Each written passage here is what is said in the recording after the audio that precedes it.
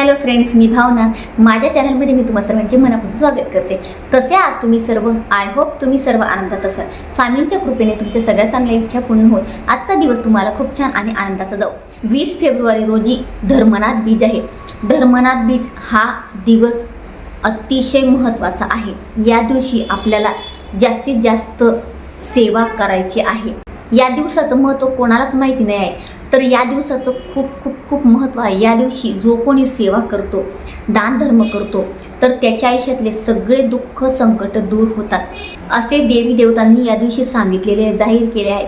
तर त्यामुळे या दिवशी आपण जर सेवा केली, तर आपण या दिवशी जर एखादी सेवा केली तर आपल्या आयुष्यात कुठलंच दुःख संकट राहणार नाही, कुठली नजरबाधा करणीबाधा आपल्या घरावर आपल्या परिवारावर लागणार नाही. तर या दिवशी आपल्याला 2 अध्याय पठण करायचे आहे. म्हणजे नवनाथ ग्रंथातील फक्त 2 अध्याय पठण करायचे आहेत. तर ते 2 अध्याय कोणते आहेत, कोणत्या मंत्राचा जप करायचा आहे, याबद्दल आज मी तुम्हाला थोडक्यात माहिती देणार आहे. जर तुम्ही माझ्या चॅनलवर नवीन असणार आणि पहिल्यांदा हा व्हिडिओ बघत असणार आणि तुम्हाला हा व्हिडिओ आवडला तर व्हिडिओला एक लाईक नक्की करा. जसं आपलं दत्त संप्रदायाला आपण महत्त्व देतो, दत्त महाराजांची सेवा करतो, तशाच पद्धतीने नाथ संप्रदायाला सुद्धा महत्त्व दिलं गेलं आहे. या दिवशी गोरक्षनाथांनी धर्मनाथांना दीक्षा दिली होती आणि त्यांनी सर्व प्रजेसमोर, सर्व जनतेसमोर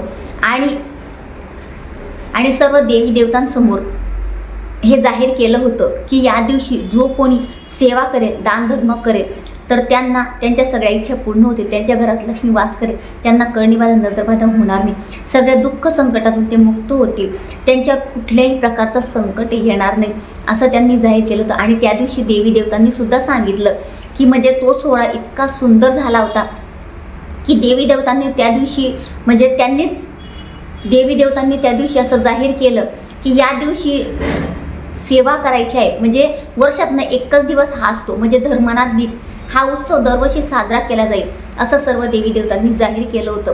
तर या दिवशी सगळ्यांनी हा सोहळा साजरा करायचा आणि या दिवशी सगळ्यांनी जास्तीत जास्त सेवा करायची, तर त्यांचे सगळे दुःख संकट दूर होतील असं स्वतः देवी देवतांनी सांगितलं होतं. म्हणून आपल्याला या दिवशी सेवा करायची असते. तर या दिवशी आपल्याला उत्सव साजरा करायचा म्हणजे पूजा करायची असते. आता पूजा कशी करायची असते, त्याची पूजेची मांडणी कशी करायची, उत्तर पूजा कशा करायची, उत्तर पूजा कशा पद्धतीने करायची, यावर व्हिडिओ झालेला आहे.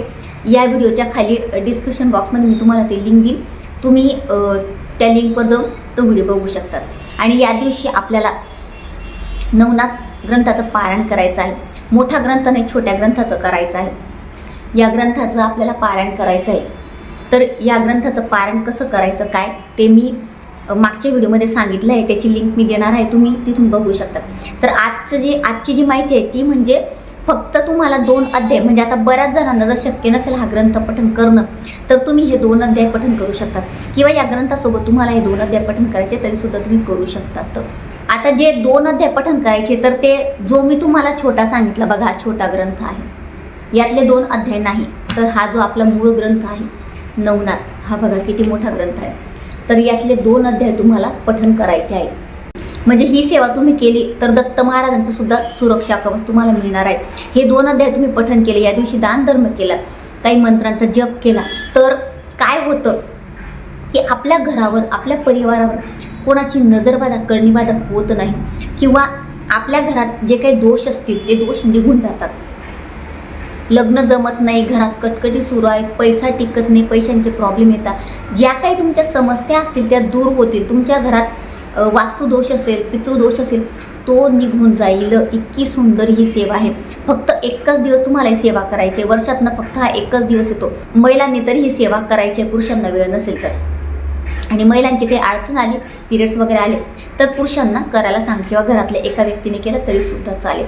किमयागिरी या ग्रंथात याची संपूर्ण माहिती आहे. म्हणजे नाथ संप्रदाय काय आहे, आपण या दिवशी का सेवा करावी आणि धर्मनाथ बीज म्हणजे काय, सगळी संपूर्ण माहिती या ग्रंथात दिलेली आहे. म्हणून मी तुम्हाला सांगते की या दिवशी तुम्ही सेवा नक्की करा. तर आता आपल्याला जो नवनाथ ग्रंथ आहे, हा मोठा ग्रंथ, यातले तुम्हाला हा जो मोठा ग्रंथ आहे यातला 34वा आणि 40वा अध्याय तुम्हाला पठण करायचा आहे. हे 2च अध्याय पठण करायचे. आता हा ग्रंथ तुमच्याकडे नसेल तर तुम्ही गुगलवर सुद्धा अध्याय टाकू शकतात. तिथला 34वा आणि 40वा अध्याय तुम्हाला पठण करायचं आहे. 34व्या अध्यायात दिलेलं आहे याबद्दलची माहिती धर्मनाथ बीजची. तर हे 2 अध्याय पठण करा. आता अध्याय पठण करायला सांगितलं, लगेच व्हिडिओ स्किप करायचा नाही. त्याचे नियम अटी मी अजून सांगितले नाही आहेत. हे 2 अध्याय तुम्ही दिवसभरातनं कधीही पठण करू शकता.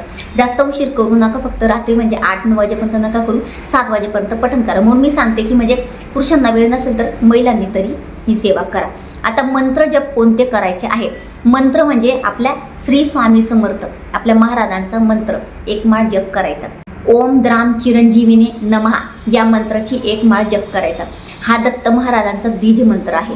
आणि शाबरी मंत्र ओम चैतन्य गोरक्षनाथाय नमः या मंत्राचा 1 माळ जप करायचा. हे 3 मंत्र तुम्हाला 1-1 माळ जप करायचा आहे.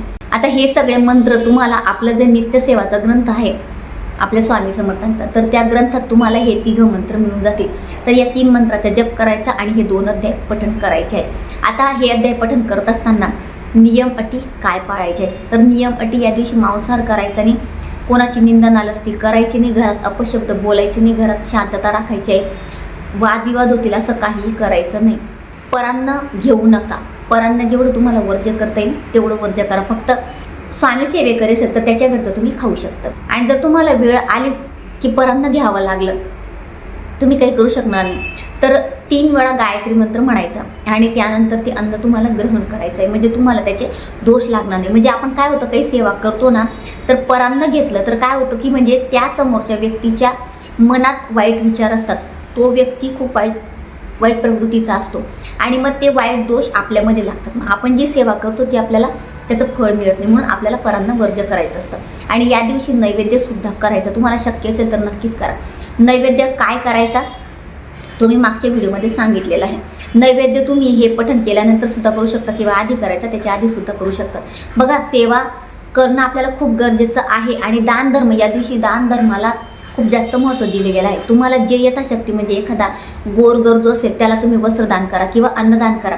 ज्याला म्हणजे खायला अजिबात नाही, म्हणजे त्याला एक वेळचं सुद्धा खायला मिळत नाही, त्याला तुम्ही खायला काहीतरी एखादा पाववडा तरी खायला द्या. म्हणजे त्याचं पोट भरेल असं तुम्ही त्याला खायला द्या. त्याचं पोट भरलं तर महाराजांची तुम्हाला तुमच्यावर कृपा होणार आहे.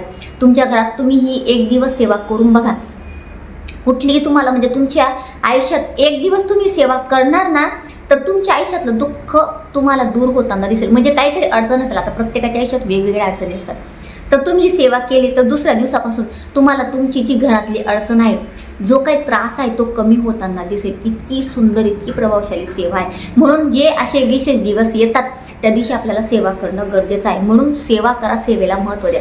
तर सगळ्यांनी सेवा नक्की करा. आणि महिलांना काही प्रॉब्लेम आले तर घरात कोणी दुसरं असेल, तुमचे मुलं मोठे असतील, त्यांनाही सेवा करायला सांगा. आता 2 व्हिडिओ झालेले आहेत. आता दोघांपैकी तुम्हाला ज्या सेवा शक्य असतील करणं त्या सेवा तुम्ही नक्की करा. आणि आपल्या फेसबुक पेजला आणि इंस्टाग्राम पेजला फॉलो नक्की करा. या व्हिडिओच्या डिस्क्रिप्शन बॉक्समध्ये मी तुम्हाला त्या दोघांची लिंक देते, इंस्टाग्रामची आणि फेसबुकची. तिथून तुम्ही मला फॉलो करू शकता. आणि तुम्ही मला कमेंट करतात, मला दिसतं कोण कोण मला कमेंट करतं, पण तुम्ही कुठून कमेंट करत आहात, म्हणजे तुम्ही माझे व्हिडिओ कुठून बघत आहात, कोणत्या सिटीमधून तुम्ही बघत आहात, प्लीज मला ते सुद्धा कमेंटमध्ये सांगा. तर कमेंट केल्याने काय होईल की मला कळेल की तुम्ही कुठून माझे व्हिडिओ बघत आहात, कोण कोण माझा व्हिडिओ बघते. म्हणून मी तुम्हाला सांगते, बाकी काही नाही. तर अतिशय छोटीशी माहिती ती जी मला तुम्हाला द्यायची होती. जर तुम्हाला माझा आजचा व्हिडिओ आवडला असेल तर व्हिडिओला लाईक, शेअर, चॅनलला सबस्क्राईब आणि आपल्या भावनाच लाईफस्टाईल फेसबुक पेजला फॉलो नक्की करा. पुन्हा भेटूया अशाच एका नवीन व्हिडिओसोबत. तोपर्यंत सर्वांना श्री स्वामी समर्थ.